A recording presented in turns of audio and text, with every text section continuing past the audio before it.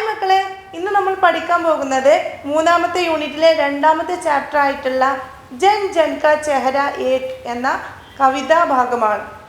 ഈ കവിത എഴുതിയിട്ടുള്ളത് മുക്തിബോധ് എന്ന ഇന്ത്യയിലെ പ്രശസ്തനായിട്ടുള്ള ഒരു കവിയാണ്. അദ്ദേഹത്തിൻ്റെ മുഴുവൻ പേര് ഗജാനനൻ മാധവ് മുക്തിബോധ് എന്നായിരുന്നു. അദ്ദേഹം ഒരു പ്രകൃതിശീൽ കവിയായിരുന്നു. അതായത് സമൂഹത്തിൽ മാറ്റങ്ങൾ വരുത്തണം എന്ന് ആഗ്രഹിച്ചിരുന്ന കവികളിൽ ഒരാളായിരുന്നു അദ്ദേഹം മധ്യപ്രദേശിലാണ് ജനിച്ചത്. അപ്പോൾ ഓക്കെ, നമുക്ക് കവിത നോക്കാം. ജൻ ജൻ കാ ചെഹര ഏക്. ജൻ ജൻ എന്ന് പറഞ്ഞാൽ എന്താണ്? ജൻ എന്ന് പറഞ്ഞാൽ ജനങ്ങൾ, ആളുകൾ ഒക്കെ ഉള്ള അർത്ഥമാണ്. ചെഹര മീൻസ് മുഖം, ഫേസ്. ജൻ ജൻ കാ ചെഹര ആളുകളുടെ അല്ലെങ്കിൽ ജനങ്ങളുടെ മുഖം, ഏക് ഒന്നാണ്. അപ്പോൾ നമുക്ക് ആദ്യം ഇവിടെ ഒരു ഫോട്ടോ കാണാം അല്ലേ? ഈ ഫോട്ടോയിൽ എന്താണ്? പലതരത്തിലുള്ള മുഖങ്ങളാണ് നമ്മൾ കാണുന്നത്. പല നിറത്തിലുള്ളത്, പല ഷേപ്പിലുള്ളത്, അങ്ങനെ പലതരത്തിലുള്ള മുഖങ്ങളാണ് നമ്മളിവിടെ കാണുന്നത് അല്ലേ? പക്ഷേ ഇവിടെ കവി പറയുന്നു ജൻ ജൻ കാ ചെഹര ഏക്, ജനങ്ങളുടെ അല്ലെങ്കിൽ ആളുകളുടെ മുഖം ഒന്നാണ്. അപ്പോൾ കവി എന്തുകൊണ്ടാണ് ഇങ്ങനെ പറയുന്നത് എന്ന് നമുക്ക് ഈ കവിത പഠിക്കുന്നതിലൂടെ മനസ്സിലാകും. അപ്പോൾ നമുക്ക് നോക്കാം. चाहे जिस देश प्रांत पुर का हो, जन जन का चेहरा एक. चाहे जिस देश, ഏത് ദേശത്തുള്ളവരാണോ, ഏത് രാജ്യത്തിലുള്ളവരാണോ, പ്രാന്ത് പ്രദേശത്തുള്ളവരാണോ, പുർ പുർ മീൻസ് പട്ടണം അല്ലെങ്കിൽ ടൗണ്, പുർ കാഹോ പട്ടണത്തിലുള്ളവരാണോ, ജൻ ജൻ കാ ചെഹര ഏക് ആളുകളുടെ മുഖം ഒന്നാണ് അല്ലേ? चाहे दिस देश प्रांत पुर का हो, जन जन का चेहरा एक. അപ്പോൾ ഇതിലെ കവി എന്താണ് ഉദ്ദേശിച്ചതെന്ന് നമുക്ക് നോക്കാം. दुनिया के किसी भी कोने में रहने वाले लोग अपने भावों और मानवीय अनुभवों में एक जैसे हैं. दुनिया के किसी भी कोने में रहने वाले लोग, दुनिया के किसी भी कोने में, ഈ ലോകത്തിലെ ഏത് കോണിൽ താമസിക്കുന്ന ആളുകളാണെങ്കിലും, രഹിനെ വാലെ ലോക് താമസിക്കുന്ന ആളുകളാണെങ്കിലും, അപ്പിനെ ഭാവവും തങ്ങളുടെ ഭാവങ്ങൾ, ഓർ മാനവീയ അനുഭവവും അവരുടെ മാനുഷിക അനുഭവങ്ങളും അല്ലെങ്കിൽ അവരുടെ ജീവിത അനുഭവങ്ങളും മേം ഏക് ജൈസേ ഹേ അവരുടെ ജീവിതാനുഭവങ്ങളും ഒരുപോലെയായിരിക്കും. ഈ ലോകത്തിൻ്റെ ഏത് കോണിൽ താമസിക്കുന്ന ആളുകളാണെങ്കിലും അവർക്ക് അവരുടെ ഫീലിങ്സും ഇമോഷൻസും അതുപോലെ അവരുടെ ജീവിത അനുഭവങ്ങളൊക്കെ ഒരുപോലെ ആയിരിക്കും എന്നാണ് ഈ വരികളിലൂടെ കവി നമ്മളോട് പറയുന്നത്. ഓക്കെ, അതിൻ്റെ സൈഡിലൊരു ചോദ്യം വന്നിട്ടുണ്ട്, അതെന്താ നോക്കാം. ഓക്കെ, ചോദ്യം വന്നിട്ടുള്ളത് ജൻ ജൻ സെ കവി കാ മത്ലബ് ക്യാ ഹോഗ. ജൻ ജൻ എന്ന് പറയുന്നത് കൊണ്ട് കവി അർത്ഥമാക്കുന്നത് എന്താകും? ഉത്തരം നോക്കാം. ജൻ ജൻ സെ കവി കാ മത്ലബ് യേ ഹേ കി ये दुनिया के सारे लोग അല്ലെ? ജൻ ജൻ അല്ലെങ്കിൽ ആളുകൾ, ജനങ്ങൾ എന്നതുകൊണ്ട് ഈ കവി ഉദ്ദേശിക്കുന്നത് എന്താണ്? ഈ ലോകത്തിലെ മുഴുവൻ ആളുകളും. യഹ് ദുനിയാക്കെ സാരേ ലോക്, ഈ ലോകത്തിലെ മുഴുവൻ ആളുകളും. ഓക്കെ, അടുത്ത വരി നോക്കാം. ഏഷ്യ की, യൂറോപ്പ് की, അമേരിക്ക की गलियों के धूप एक. ഏഷ്യ, യൂറോപ്പ്, അമേരിക്ക, ഈ പേരുകളൊക്കെ കേൾക്കുമ്പോൾ തന്നെ നമുക്കറിയാമല്ലേ ഇതൊക്കെ എന്താണ്? ഭൂഖണ്ഡങ്ങളാണ്, വൻകരകളാണ്, കോണ്ടിനെൻസ് ആണ് അല്ലേ? അപ്പോൾ ഇതിലെന്താണ് കവി പറയുന്നത്?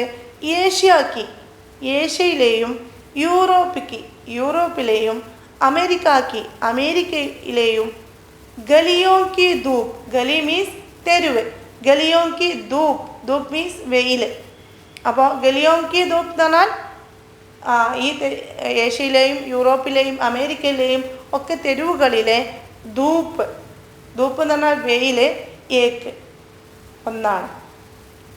ഏഷ്യയിലെയും യൂറോപ്പിലെയും അമേരിക്കയിലെയും ഗലിയോങ്കി ധൂപ്പ് ഏക്ക്, ഇതൊക്കെ വ്യത്യസ്ത വൻകരകളാണല്ലേ?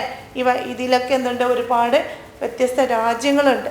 അപ്പോൾ ഇവിടെയൊക്കെയുള്ള ഓരോരോ തെരുവിലെയും ധൂപ്പ് എന്ന വെയിൽ എന്ന് പറയുന്നത് ഒരേപോലെയാണ് അല്ലേ? എന്തുകൊണ്ടാണ് കവി ഇങ്ങനെ പറയുന്നത് നമുക്ക് നോക്കാം. दुनिया के अलग अलग प्रदेशों में सूर्य का प्रकाश सभी के लिए समान है. दुनिया के अलग अलग प्रदेशों में, ഈ ലോകത്തിലെ അലഗ് അലഗ് വ്യത്യസ്ത അല്ലെങ്കിൽ പല പ്രദേശോമേ പല സ്ഥലങ്ങളിലും വ്യത്യസ്ത സ്ഥലങ്ങളിലും സൂര്യക പ്രകാശ് സൂര്യത്തിൻ്റെ പ്രകാശം സഭി കെലിയെ സമാനേ എല്ലാവർക്കും ഒരുപോലെയാണ് കിട്ടുന്നത്.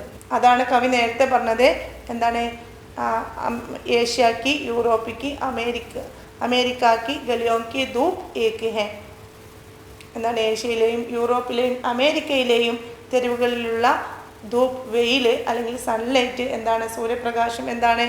ഏക് ഒന്നാണ്. ഓക്കെ, അടുത്ത ലൈൻസ് നോക്കാം. അടുത്ത വരികൾ നോക്കാം. कष्ट दुख संताप की चेहरों पर पड़ी हुई झुर्रियों का रूप एक. कष्ट കഷ്ടപ്പാട്, ദുഃഖ് ദുഃഖം, സന്താപ് സന്താപ് എന്ന് പറഞ്ഞാൽ സന്താപം, കഷ്ടപ്പാട്, വേദന എന്നൊക്കെയുള്ള അർത്ഥമുണ്ട് കേട്ടോ. അപ്പോൾ ദുഃഖത്തിലും സന്തോഷത്തിലും സന്താപത്തിലും ഒക്കെ ചെഹരോപ്പർ പടി ഹുയി നമ്മുടെ മുഖത്തുണ്ടാകുന്ന ജുറിയോം. എന്താണ് ജുറിയോ എന്ന് പറഞ്ഞാൽ ഇംഗ്ലീഷ് പറഞ്ഞാൽ ചുളിവുകളാണ് കേട്ടോ. രൂപ് ഏക്ക് ചുളിവുകളുടെ രൂപം ഏക്ക് ഒരുപോലെയാണ് അല്ലേ. കഷ്ടപ്പാടിലും ദുഃഖത്തിലും ഒക്കെ നമ്മുടെ മുഖത്തുണ്ടാകുന്ന ജൊറിയോ എന്ന് പറഞ്ഞാൽ ഇവിടെ കവി ഉദ്ദേശിച്ചിട്ടുള്ളത് നമ്മുടെ മുഖത്തുണ്ടാകുന്ന ഭാവങ്ങളാണ്. എന്താണ് അല്ലേ? ആ ചുളിവുകളാണ്. ചുളിവുകൾ എന്ന് പറഞ്ഞാൽ ഭാവങ്ങളെയാണ് ഉദ്ദേശിച്ചത്. ഏക്ക് ഹെ ഒന്നാണ്. ഓക്കെ, ഇതിലൂടെ കവി എന്താണ് പറയാൻ ഉദ്ദേശിക്കുന്നത് നമുക്ക് നോക്കാം. ഓക്കെ, നമുക്ക് നോക്കാം കവി എന്താണ് ഉദ്ദേശിക്കുന്നതെന്ന്. ദുനിയാക്കെ കിസി ഭി വ്യക്തിക്ക് ജീവൻ മേ ഈ ലോകത്തിലുള്ള ഏതൊരു വ്യക്തിയുടെയും ജീവിതത്തിൽ ദുഃഖ് കഷ്ട ഓർ സന്താപ് ആനെ പർ ദുഃഖവും കഷ്ടപ്പാടും അതുപോലെ സന്താപവും വേദനകളൊക്കെ വരുന്ന സമയത്ത് ആനെ പർ വരുന്ന സമയത്ത് ഉൻകെ ചെഹരെ കാ ഭാവ് അവരുടെ മുഖത്തെ ഭാവം ഏക് ജൈസാ ഹോത്താ ഹെ ഒരുപോലെയാണ് കാണപ്പെടുന്നത് അല്ലെങ്കിൽ ഒരുപോലെയായിരിക്കും. ഓക്കെ, അടുത്ത ലൈനുകൾ നോക്കാം. ഓക്കെ, നെക്സ്റ്റ് ലൈൻ നോക്കാം.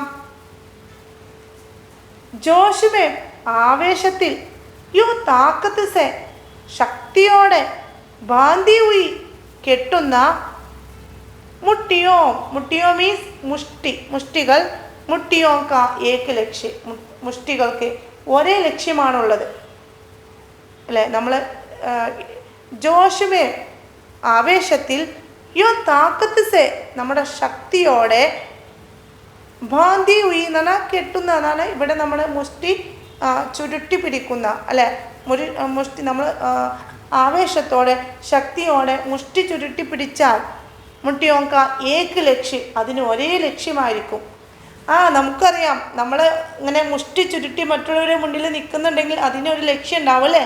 ഒന്നെങ്കിൽ നമ്മുടെ ശക്തി മറ്റുള്ളവർക്ക് കാണിക്കാം, അല്ലെങ്കിൽ നമുക്ക് എന്തെങ്കിലും നേടിയെടുക്കാൻ, ഇതായിരിക്കും നമ്മുടെ ലക്ഷ്യം. അപ്പോൾ ലോകത്തിലെ ആരിങ്ങനെ മുഷ്ടി ചുരുട്ടിയാലും എന്തായിരിക്കും അവരുടെ ലക്ഷ്യം?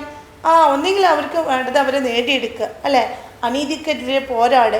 ഇങ്ങനെ പല ലക്ഷ്യങ്ങളോടെ ആയിരിക്കും ലോകത്തിലുള്ള എല്ലാ മനുഷ്യരും മുഷ്ടി ചുരുട്ടുന്നത്. ഓക്കെ, കവി എന്താണ് ഉദ്ദേശിച്ചത് നമുക്ക് നോക്കാം. അപ്പോൾ കവി എന്താണ് ഇതിലൂടെ നമ്മോട് പറയുന്നത്? ജോഷ് ഓർ ശക്തി സെ ഭരി ഹുയി മുട്ടിയാം ആവേശത്തോടെ അല്ലെങ്കിൽ ആവേശത്തോടെ ശക്തിയോടെ നമ്മൾ മുഷ്ടി ചുരുട്ടിയാൽ തബ് അർത്ഥപൂർണ്ണ ഹെ അത് ആ മുഷ്ടി ചുരുട്ടുന്നത് എപ്പോഴാണോ അർത്ഥവത്താകുന്നത്? ജബ് ഉൻകാ ഫോക്കസ് കിഷി ലക്ഷ്യ പർ ജബ് ഉൻകാ ഫോക്കസ് അപ്പോൾ അവരുടെ നോട്ടം അല്ലെങ്കിൽ അവരുടെ ഫോക്കസ് കിസി ലക്ഷ്യ പർ ഏതെങ്കിലും ലക്ഷ്യത്തിലായിരിക്കും അല്ലേ. നമ്മൾ ഒരു ലക്ഷ്യം കണ്ടിട്ടായിരിക്കണം നമ്മൾ മുഷ്ടി ചുരുട്ടേണ്ടത് അല്ലേ. അത് ഈ ലോകത്തിലുള്ള ഏത് ആളുകൾക്കും അങ്ങനെ ഒരു ലക്ഷ്യമുണ്ടെങ്കിൽ അല്ലെങ്കിൽ നേടിയെടുക്കാനുണ്ടെങ്കിൽ അവരുടെ മുഴുവൻ ശക്തി ഉപയോഗിച്ച് ആവേശത്തോടെ അതിന് ഇറങ്ങിത്തിരിക്കും.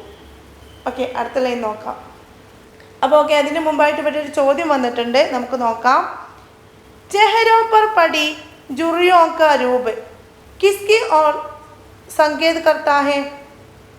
ചെഹരോ പർ പടി ഹുയി നമ്മുടെ മുഖത്ത് വരുന്ന ജുറിയോ കാ രൂപ് ചുളിവുകളുടെ രൂപം കിസ്കി ഓർ സംകേത് കർത്താ ഹെ ആർക്ക് നേരെയാണ് അത് സൂചിപ്പിക്കുന്നത് അല്ലെങ്കിൽ ആരെയാണ് അത് കാണിക്കുന്നത് എന്നാണ് ചോദിച്ചിട്ടുള്ളത്. നമുക്ക് നോക്കാം, ഉത്തരം നോക്കാം. लोगों को अपने जीवन में होने वाले वेदनाओं और परेशानियों को संकेत करते हैं. അപ്പോൾ നമ്മൾ പറയുന്ന ഈ ജുറിയ എന്നുള്ളത് എന്തിനു നേരെയാണ് സൂചിപ്പിക്കുന്നത്, അല്ലെങ്കിൽ എന്തിനെയാണ് സൂചിപ്പിക്കുന്നത്? ആരെയാണ്? ലോകോങ്കോ, ജനങ്ങൾ അപ്പനെ ജീവൻ മേ, തങ്ങളുടെ ജീവിതത്തിൽ ഹോനവാലെ വേദനാവും, അവർക്ക് അവരുടെ ജീവിതത്തിൽ ഉണ്ടാകുന്ന വേദനകളും ഓർ പര്യശാനിയോ പരിഭ്രമങ്ങളെയും കോ സങ്കേത് കർത്തേ ഹെ, അതിന് നേരെയാണ് അതിനൊക്കെയാണ് ഈ ജുറിയ എന്നുള്ള വാക്ക് സൂചിപ്പിക്കുന്നത്. ഓക്കെ, അടുത്ത വരികൾ നോക്കാം. നമുക്ക് അടുത്ത വരികൾ നോക്കാം. पृथ्वी के गोल चारों ओर से धरातल पर, once more, पृथ्वी के गोल चारों ओर से धरातल पर है जनता का दल एक एक पक्ष. पृथ्वी के गोल, पृथ्वी मीन्स ഭൂമി, Prithvi K goal, goal means വൃത്താകൃതിയിലുള്ള, അതുപോലെ ഗോളാകൃതിയിലുള്ള എന്നൊക്കെ ഉള്ളതാണ് കേട്ടോ. പൃഥ്വി കെ ഗോൾ ചാരോ, ഈ ഭൂമിയുടെ ഈ വൃത്തത്തിലുള്ള അല്ലെങ്കിൽ ഈ ഗോളാകൃതിയിലുള്ള ഈ ഭൂമിയുടെ ചാരോമോർ ചുറ്റുപാടും സേ ധരാതൽ പർ, ഈ ധരാതൽ മീൻസ് ഭൗമോപരിതലം, സർഫേസ്, ഭൂമിയുടെ മേൽഭാഗം കേട്ടോ. ധരാതൽ പർ ഹേ ജനതാക്കാദൽ, ഉള്ള ആളുകളുടെ, ജനത ആളുകളുടെ, ദൽ ഏക്, ദൽ മീൻസ് കൂട്ടം, സമൂഹം എന്നൊക്കെയുള്ള അർത്ഥം കേട്ടോ. അപ്പോൾ ഈ ഭൗമോപരിതലത്തിൽ ജീവിക്കുന്ന എല്ലാ ആളുകളും എന്താണ്? ഒരു കൂട്ടായിട്ടുള്ള, ഒരു സമൂഹമായിട്ടുള്ള ആളുകളാണ്.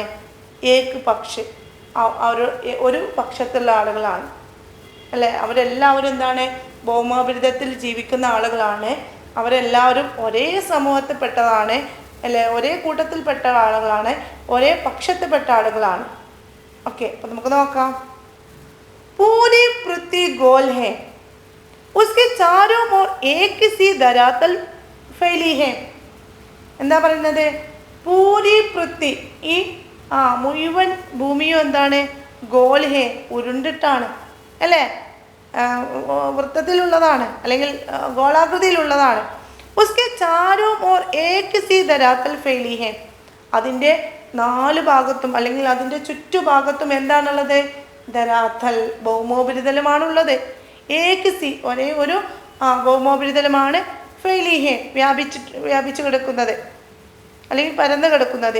സാരി ദുനിയ ഏക് ഹേ, ഈ ദുനിയ അല്ലെങ്കിൽ ഈ ലോകം മുഴുവൻ എന്താണ്? ഒന്നാണ്. ഉൻക ദൽ ഓർ സമൂഹ, അതിലെ കൂട്ടം അല്ലെങ്കിൽ സമൂഹം, ഓർ പക്ഷ്, കൂടെ സമൂഹവും, അതുപോലെ പക്ഷ് ഓർ വിചാര്, പക്ഷ് ഓർ വിചാർ മീൻസ് തോട്ട്സ്, നമ്മുടെ ചിന്തകളൊക്കെ എന്താണ്? ഏക് ഹേ. ഈ ഭൂമിയിൽ ഭൗമോപരിതലം, ഭൂമിക്ക് ചുറ്റും ഭൗമോപരിതലം വ്യാപിച്ച് കിടക്കുകയാണ്. അതിലെന്താണ്? ഒരുപാട് ആളുകൾ താമസിക്കുന്നുണ്ട്. ഈ ആളുകളെല്ലാം ഒരു കൂട്ടത്തിൽപ്പെട്ട ആളുകളാണ്. അവരുടെ ചിന്തകളൊക്കെ ഒരുപോലെയാണ് എന്നാണ് കവി ഈ വരികളിലൂടെ പറയുന്നത്. അപ്പോൾ നമുക്ക് അടുത്ത് നോക്കാം. ജൽത്താ ഹുവാ ലാൽ കി ഭയാനക് സിതാര ഏക്, ഉദ്ദീപിത് ഉസ്കാ വികരാൽ സാ ഇഷാര ഏക്. ജൽത്താ ഹുവാ എന്ന് പറഞ്ഞാൽ ജ്വലിക്കുന്ന, ലാൽ കി ഭയാനക് സിതാര, ചുവപ്പ് കളറിലുള്ള, ലാൽ മീൻസ് ചുവപ്പ് കളറിലുള്ള ഭയാനക് സിതാര, ഭയാനകരമായിട്ടുള്ള അല്ലെങ്കിൽ അത്ഭുതകരമായിട്ടുള്ള സിതാര, നക്ഷത്രം. ഏതാണത്? നമ്മുടെ സൂര്യനാണല്ലേ. ചുവപ്പ് കളറിലുള്ള ഭയാനകരമായ നക്ഷത്രം ഏതാണ്? നമ്മുടെ സൂര്യനാണ്. ഏക്, ഒന്നാണ്. ഉദ്ദീപിത് ഉസ്കാ വികരാൽ സാ ഇഷാര ഏക്, അതിൽ നിന്നും ഉത്തേജിക്കപ്പെടുന്ന അല്ലെങ്കിൽ അതിൽ നിന്നും വരുന്ന വികരണങ്ങൾ, ഇഷാര ഏക്, അതിൽ നിന്നുള്ള വികരണങ്ങൾ ലക്ഷ്യം വെക്കുന്നത് അല്ലെങ്കിൽ ഇഷാര സൂചിപ്പിക്കുന്നത് ഒന്നിനെയാണ് ആണ് ഈ വരികളിലൂടെ പറയുന്നത്. ഇനി നമുക്ക് നോക്കാം ഈ വരികളിലൂടെ കവി എന്താണ് നമ്മോട് പറയുന്നത് എന്ന് നോക്കാം. ആകാശ് മേ ചമക്താ ഹുവാ ലാൽ ഓർ ഭയാനക് സിതാര സൂര്യ ബി ഏക് ഹി ഹേ. ആകാശത്തിൽ ചമക്താ ഹുവാ, തിളങ്ങുന്ന, ലാൽ ഓർ ഭയാനക് സിതാര സൂര്യ അല്ലേ, ചുവപ്പ് നിറത്തിലുള്ള ഭയാനകമായിട്ടുള്ള നക്ഷത്രമായ സൂര്യ, ബി ഏക് ഹി ഹേ, സൂര്യ എന്തുള്ളൂ? ഏക് ഹി ഹേ, ഒന്നേ ഉള്ളൂ. ജോ സബീകോ സമാൻ പ്രകാശ് ദേത്താ ഹേ, സൂര്യൻ എല്ലാവർക്കും സമാനമായിട്ടുള്ള ഒരുപോലെയുള്ള പ്രകാശമാണ് നൽകുന്നത്. ഉസ്കാ തേജ് ഓർ ഇഷാര ബി ഏക് ഹി ഹേ, അതിൻ്റെ ശക്തിയും അത് നമുക്ക് നൽകുന്ന സൂചനകളും ഒക്കെ എന്താണ്? ഒന്നാണ്. യഹ് സബ്കോ സമാൻ രൂപ സേ ജീവൻ ദേത്താ ഹൈ. ഇതെന്ത് ചെയ്യുന്നു? അത് ഒരുപോലെ നമുക്ക് പ്രകാശവും അതുപോലെ നമുക്ക് ആവശ്യമായിട്ടുള്ള കാര്യങ്ങളൊക്കെ നൽകുന്നത് കൊണ്ട് യഹ് സബ്കോ സമാൻ രൂപ സേ, അത് എന്താണ്? എല്ലാവർക്കും ഒരേ രൂപത്തിൽ ജീവൻ ദേത്താ ഹൈ, ജീവൻ നൽകുന്നു എന്നാണ് ഈ വരികളിലൂടെ കവി നമ്മോട് പറയുന്നത്.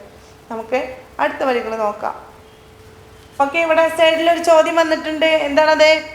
കവിനെ ഐസ ക്യോ കഹാ ഹോഗാ കി ജൻ ജൻ കാ ചെഹ്റ ഏക് ഹൈ. കവി ഐസ ക്യോ കഹാ ഹോഗാ, എന്തുകൊണ്ടാണ് ഇങ്ങനെ പറഞ്ഞത്? എന്തുകൊണ്ടാണ് അങ്ങനെ പറഞ്ഞത്?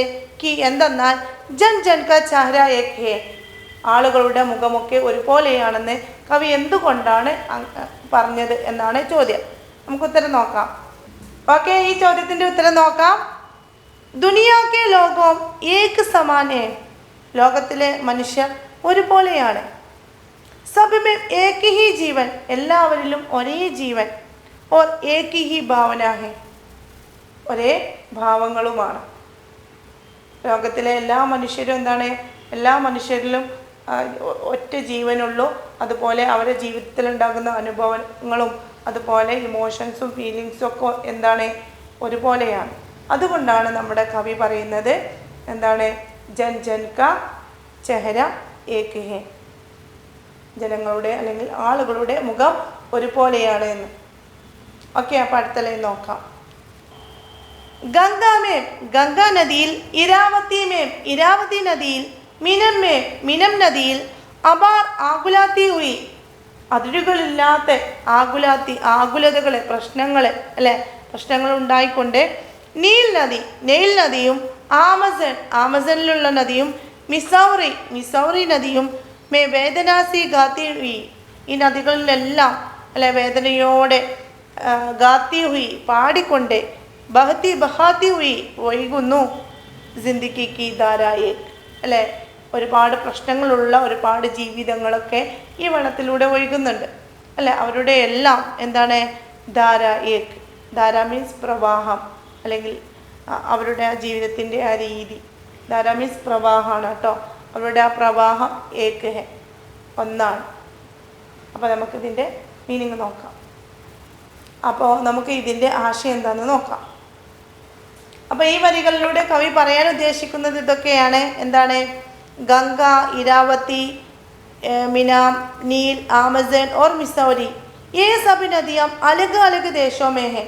ഈ ഓരോരോ നദികളും ഓരോരോ രാജ്യങ്ങളിലുള്ള നദികളാണല്ലേ, ഓരോരോ പ്രദേശങ്ങളിലുള്ള നദികളാണ്. ഫിർ ബി ഇൻ സബ് മേ, എന്നിട്ടും ഈ നദികളിലെല്ലാം ബഹ്നെ വാല ജൽ, ഒഴുകുന്ന വെള്ളം, ഓർ ജീവൻ കാ പ്രവാഹ ഏക് ഹി ഹൈ, ഈ നദികളിലൊക്കെ ഒഴുകുന്ന വെള്ളവും അതുപോലെ ജീവനുകളും ഒക്കെ എന്താണ്? ഒരുപോലെയുള്ളതാണ് എന്നാണ് കവി ഇതിലൂടെ നമുക്ക് പറഞ്ഞു തരുന്നത്. അപ്പോൾ ഒരു ചോദ്യമുണ്ട്, നമുക്ക് എന്താണെന്ന് നോക്കാം. അപ്പോൾ ഇവിടെ ലാസ്റ്റ് ചോദ്യം വന്നിട്ടുള്ളത് എന്താണ്?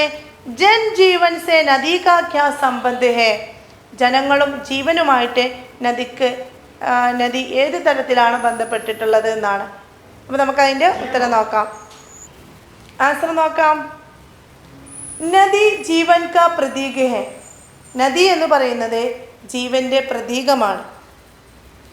ജയ്സെ, എങ്ങനെയെന്നാൽ നദി നിരന്തർ ബഹത്തി രഹത്തി ഹേ, നദി ഇങ്ങനെ ഒഴുകിക്കൊണ്ടേയിരിക്കുകയാണ്. വൈസെ, എങ്ങനെയെന്നാൽ വൈസെ ഹി മനുഷ്യ കോ ഭി ജീവൻ की कठिनाइयों को झेलते हुए आगे बढ़ते रहना चाहिए. എങ്ങനെയെന്നാൽ നമ്മുടെ മനുഷ്യർക്കും അവരുടെ ജീവിതത്തിലുള്ള ഒരുപാട് ബുദ്ധിമുട്ടുകളും പ്രയാസങ്ങളും ഒക്കെ മറികടന്ന് മുന്നോട്ട് പോകേണ്ടതുണ്ട് നദി ഇങ്ങനെ ഒഴുകിക്കൊണ്ടേയിരിക്കുകയാണ്. അതുപോലെ നമ്മൾ മനുഷ്യർക്കും എന്താണ്?